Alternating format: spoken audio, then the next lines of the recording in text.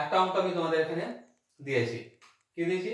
First ব্র্যাকেটে দেখা আছে 6 + 6 + 6 + 6, বাইরে আছে কি ভাজিত 6, নিচে দেখো কোনো ব্র্যাকেট নাই।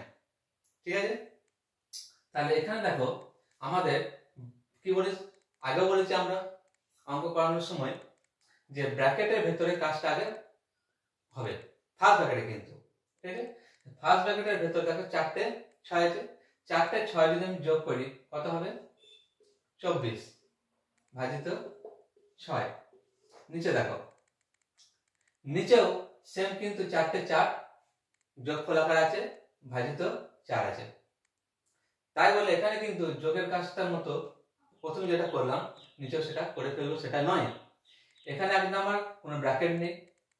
দ্বিতীয়ত আমরা জানি যে ভাগের কাজ আগে হয়, ঠিক আছে, ভুলবশত কেউ উপরেরটার মতো নিচেরটাও যেন একই করে দেবে না, কারণ করলে তো অঙ্কটা ভুল হবে। সেই জন্য অঙ্কটা এখানে দেওয়া, অনেকে কিন্তু এই জায়গাটা ভুল করে, সেই জন্য বারবার মনে করে দিলাম এটা। যেহেতু ব্র্যাকেট নেই আর জানি কি আমরা যে ভাগের কাজটা আগে হয়, সেই জন্য এখানে 4 কে 4 দিয়ে ভাগ করব, কত পাবো?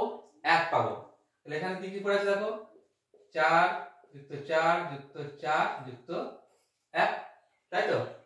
সরি, একটা 4 কমবে যেহেতু ধর এখানে একটা 4 আমাদের কমবে। তাহলে এখানে কত হবে? 24 কে 6 দিয়ে ভাগ করো, 4 হবে, হয়েছে। আর নিচে কি হবে? 4 আছে 8 আছে 9, খেয়াল করো 4 এর 9।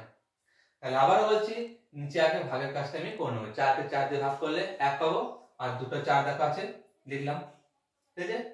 তার উপরে কত? 24 কে 6 দিয়ে ভাগ করি 4 হবে, আর নিচে যোগ করো 9 হবে, ঠিক আছে। ভালো করে সবাই এটা দেখে নেবে।